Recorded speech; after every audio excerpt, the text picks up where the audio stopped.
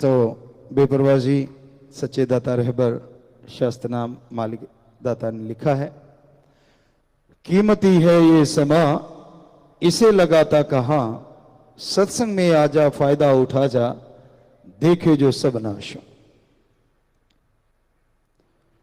समय हमेशा से कीमती रहा है। किसी को बचपन में एहसास हो जाता है, बहुत ही भाग्यशाली है। कोई जवानी में एहसास कर लेता है, वो भी भाग्यशाली है। कोई अधेड़ अवस्था में एहसास कर लेता है, वो भी अच्छा है। कोई बुजुर्ग अवस्था में जाके एहसास करता है ना, से तो वो भी अच्छा है। सो समय एक ऐसी अनमोल वस्तु है जो निकल गया तो वापस आने से रहा। आप कहते हैं जी ये तारीख फिर नहीं आती, आप तारीख की बात करते हैं, जो पल गुजर गया वो दोबारा नहीं आता। आज की तारीख, आज का दिन, आज का सन और आज का ये पल, ये जब गुजर गया तो फिर कब आएगा।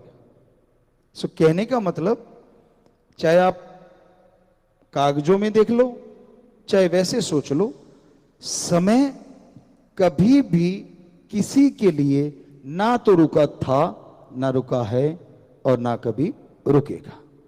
ये तो चलता रहता है।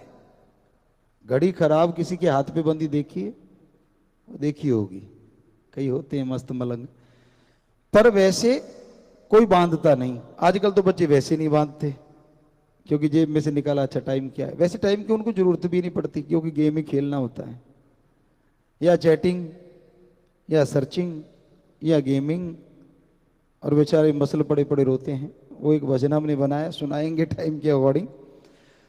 तो पर टाइम उनके लिए भी नहीं रुकता, टाइम किसी के लिए नहीं रुकता, ये चलता चला जाता है। टाइम एक ऐसी चीज है, अगर ये रुक गया तो सब कुछ रुक जाएगा। पर मनुष्य एक ऐसा जीव है जो इस टाइम के साथ चल सकता है। चल तो और भी सकते हैं, पर उनको इतनी अकल ही नहीं है कि वो समय के अकॉर्डिंग चल सके। समय के अनुसार चलना बेहद जरूरी है। हम ये नहीं कहते कि मोबाइल फोन ना रखो, हम ये नहीं कहते कि टीवी ना देखो, समय की बात है, कभी कहा भी था, पर आज समय है नहीं कहते। समय के अनुसार पीर फकीर अपनी बात का थोड़ा थोड़ा चेंज करते रहते हैं। लेकिन हम तो आपसे हाथ जोड़ के यही कहते हैं कि गंदगी मत देखो, अच्छी चीज देखो। सीखना है तो इन्हीं डिवाइस पे बहुत कुछ सीखा जा सकता है, बड़ी तरक्की की जा सकती है और बहुत कुछ कमाया भी जा सकता है। लेकिन आप गवाते ज्यादा हो, कमाते कम हो। कंटिन्यू छोटे छोटे बच्चे गेम खेल रहे हैं, क्या गवा बैठते हैं, आंखें उड़ जाती हैं। बड़े बड़े चश्मे मोटे मोटे आंखों पे आ जाते हैं। पिछली बार बच्चों ने बताया था, MSGIT विंग वालों ने, कि शायद कोई ऐसी ऐप आ गई है, प्रॉपर उसका अगर नेम लिख के दें तो हम बोलें यहां से, कि पेरेंट अगर उसको उसमें डाल दें, बच्चे जो छोटे हैं तो वो अगर मोबाइल देखेंगे तो आपको पता चलेगा कितना टाइम उन्होंने देखा और क्या क्या देखा। और यही नहीं, उनको लॉक भी कर सकते हैं आप कि ये चीजें ये कभी नहीं देखेंगे।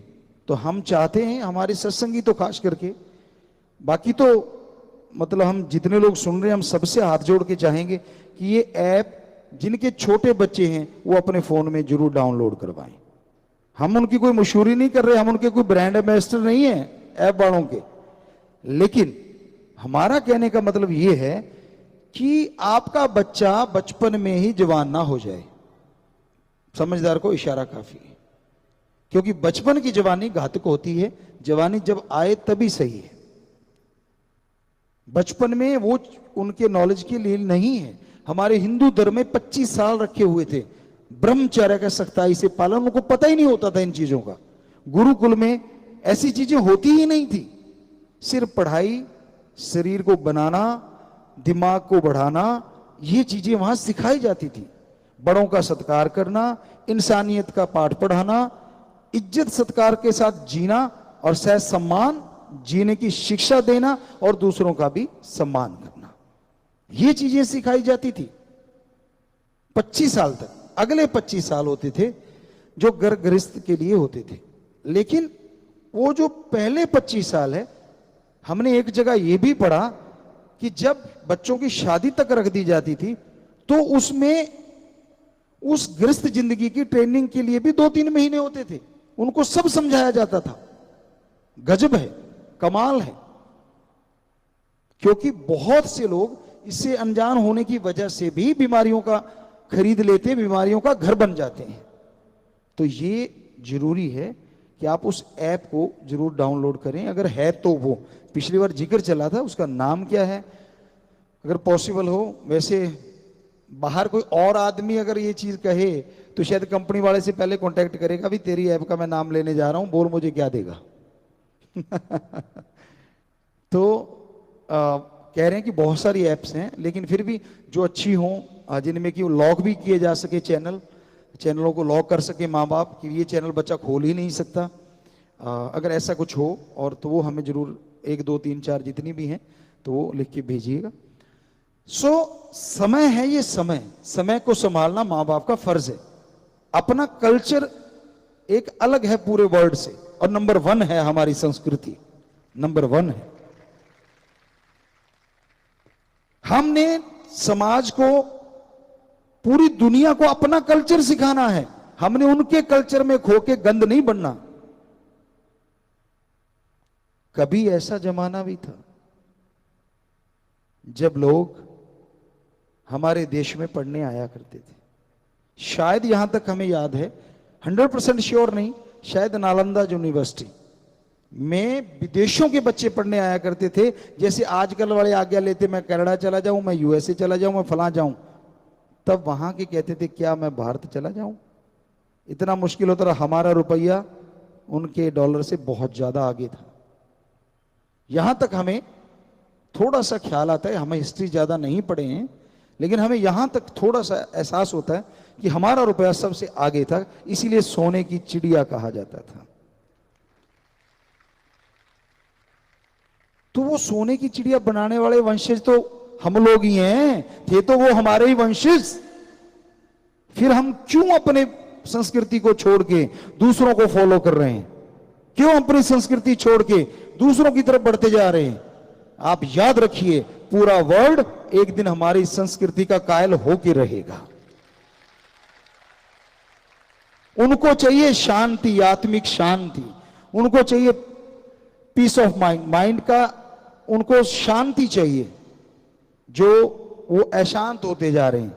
और आप उनको फॉलो कर रहे हैं और वो ढूंढ रहे हैं मेथड ऑफ मेडिटेशन। हमारा गुरु मंत्रा, जिसका नाम मेथड ऑफ मेडिटेशन है, जिसे कलमा, नाम, शब्द, अलग अलग धर्मों में अलग अलग नाम, वो उसकी तरफ आ रहे हैं और हम उनकी गंदगी की तरफ जा रहे हैं। हमारे बच्चे बहुत सारे, बड़े दर्दनाक चीज है ये। पूरा वर्ल्ड कायल है हमारी संस्कृति का। तो ये आप मानो ना मानो, एक दिन ऐसा आने वाला है। क्योंकि शांति मिलेगी तो हमारे संत पीर पैगंबरों के बताए हुए मार्ग से मिलेगी, और कहीं वो लटकता हुआ आम अमरूद का पेड़ नहीं है, यहां से तोड़ के कोई खा लेगा और आत्मिक शांति आ जाएगी या पीस ऑफ माइंड आ जाएगा। ऐसा हो ही नहीं सकता। वो मेथड ऑफ मेडिटेशन ही है, वो गुरु मंत्रा ही है जो आत्मा को शांति दे सकता है, जो दिमाग को शांति दे सकता है। समय को संभालो, अपनी संस्कृति महान